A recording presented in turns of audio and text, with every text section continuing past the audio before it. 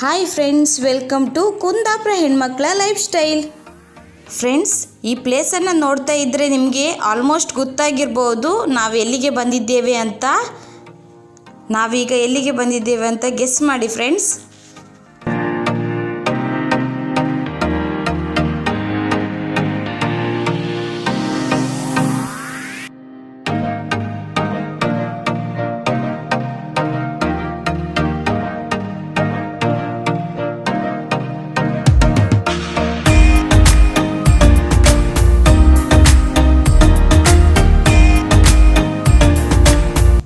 ನಾವು ಬಂದಿರುವುದು ಕಾಪು ಬೀಚ್ಗೆ.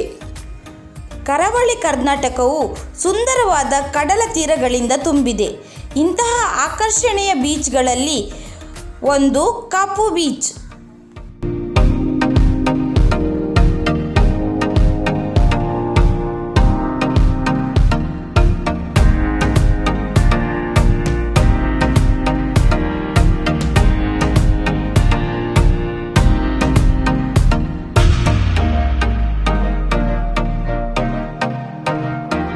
ಕಾಪುವಿನಲ್ಲಿನ ಬೀಚ್ನ ವಿಸ್ತೀರ್ಣವು ಪ್ರಾಚೀನ ಮರಳಿನಿಂದ ಮಾಡಲ್ಪಟ್ಟಿದೆ. ನೀರು ಸ್ಫಟಿಕದಂತೆ ಸ್ವಚ್ಛವಾಗಿದೆ ಮತ್ತು ಸ್ಥಳವು ಸುಂದರವಾಗಿದೆ. ಅರಬ್ಬಿ ಸಮುದ್ರದ ಅಲೆಗಳನ್ನು ನೋಡುತ್ತಾ, ಶುಭ್ರವಾದ ಮರಳುಗಳನ್ನು ಮೆಲ್ಲನೆ ಮುದ್ದಾಡುತ್ತಾ ಕ್ಷಣದ ಪ್ರಶಾಂತತೆಯಲ್ಲಿ ಕಳೆದು ಇಲ್ಲಿ ಕಾಲ ಕಳೆಯಬಹುದು.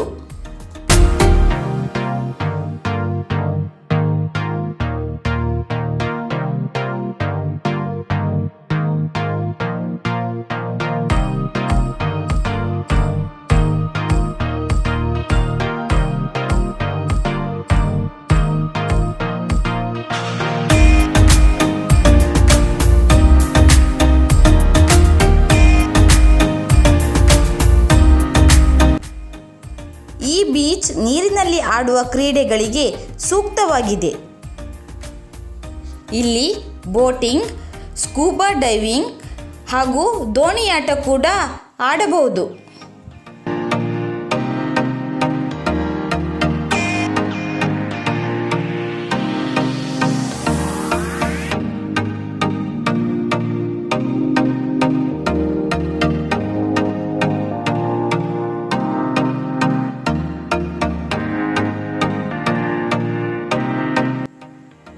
ಈ ಬೀಚ್ನ ನೀರಿನಲ್ಲಿ ಆಟವಾಡಬಹುದಾದರೂ ಅಲೆಗಳ ಉಬ್ಬರ ಇಳಿತದ ಬಗ್ಗೆ ಕೊಂಚ ಜ್ಞಾನ ಹೊಂದಿದ್ದರೆ ಉತ್ತಮ.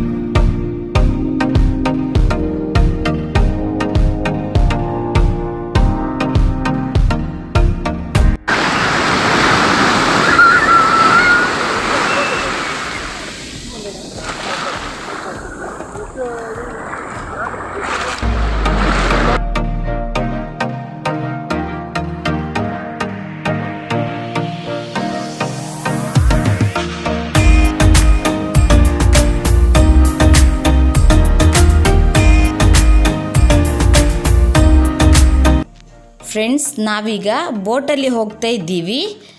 ಒಬ್ಬರಿಗೆ 200 ರೂಪಾಯಿ ಚಾರ್ಜ್ ತಗೊಳ್ತಾರೆ ಈ ರೈಡಿಗೆ.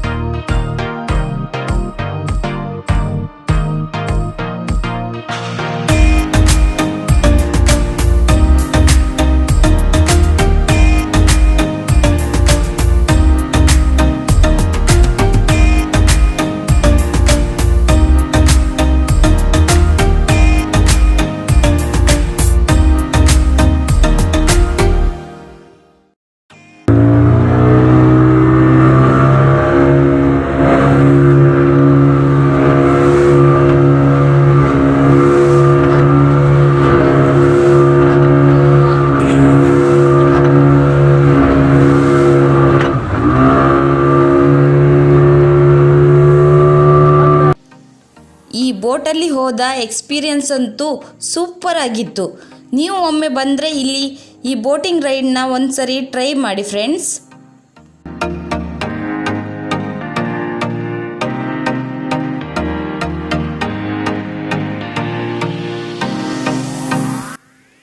ಈಗ ನೀವು ನೋಡ್ತಾ ಇರೋದೇ ಕಾಪು ದೀಪಸ್ತಂಭ.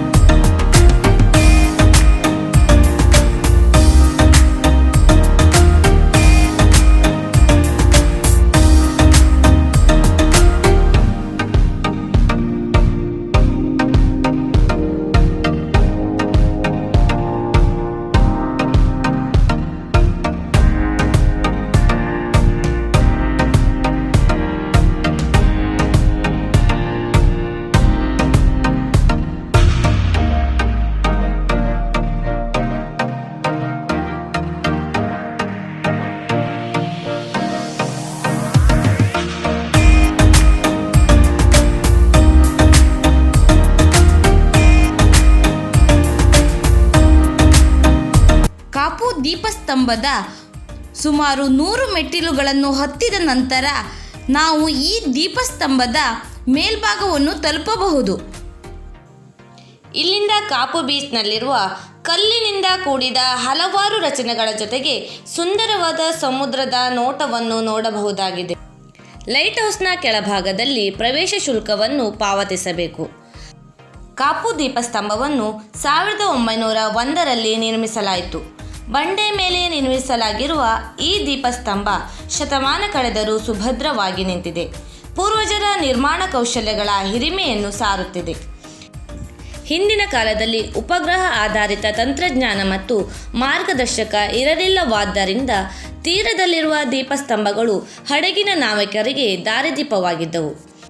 ಇದು ಪ್ರವಾಸಿ ಆಕರ್ಷಣೀಯವಾಗಿದ್ದು ಕಾಪು ದೀಪಸ್ತಂಭ ಪ್ರತಿದಿನ 5:15ರಿಂದ 6:30ವರೆಗೆ ಪ್ರವಾಸಿಗರಿಗೆ ತೆರೆದಿರುತ್ತದೆ.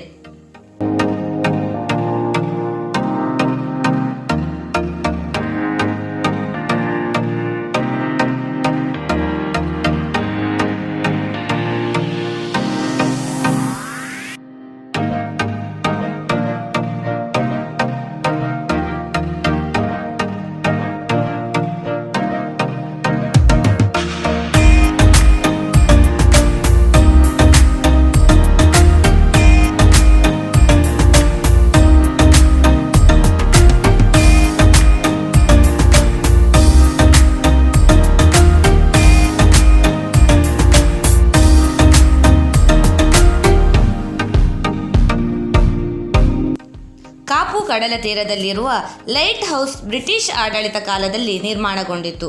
ಸೀಮೆ ಎಣ್ಣೆಯಿಂದ ಬೆಳಗುವ ಪೀಸ್ ಹೊಳಪಿನ ದೀಪದಿಂದ ಆರಂಭಿಸಿದ ಈಗಿನ ವಿದ್ಯುತ್ ದೀಪದವರೆಗೆ ತನ್ನ ಸೌಂದರ್ಯದ ಜೊತೆಗೆ ಐತಿಹಾಸಿಕ ಕ್ಷಣಗಳಿಗೆ, ಹಳೆಯ ಪೂರ್ವಜರ ಜೀವನ ಕ್ರಮಗಳಿಗೆ ಸಾಕ್ಷಿಯಾಗಿದೆ. ಸಮುದ್ರ ಮಟ್ಟದಿಂದ 21 ಮೀಟರ್ ಎತ್ತರದ ಏಕಶಿಲೆಯ ಮೇಲೆ ನಿರ್ಮಾಣಗೊಂಡಿರುವ ಕಾಪು ದೀಪಸ್ತಂಭ 27 ಮೀಟರ್ ಎತ್ತರವಿದೆ.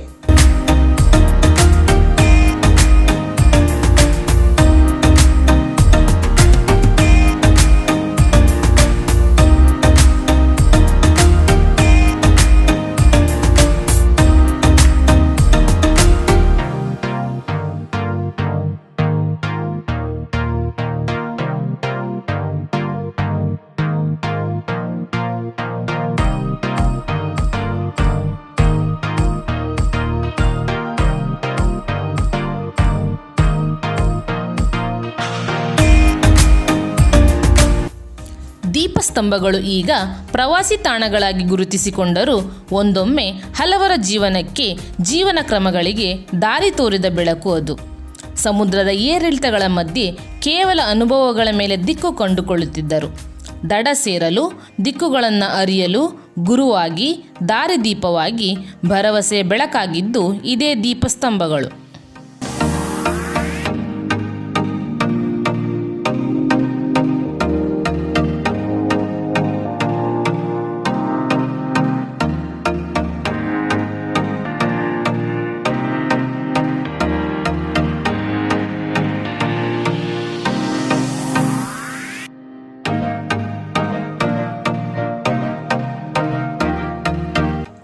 ವಾರಾಂತ್ಯದಲ್ಲಿ ಸೂರ್ಯಾಸ್ತ ನೋಡೋ ಖುಷಿಯೇ ಬೇರೆ.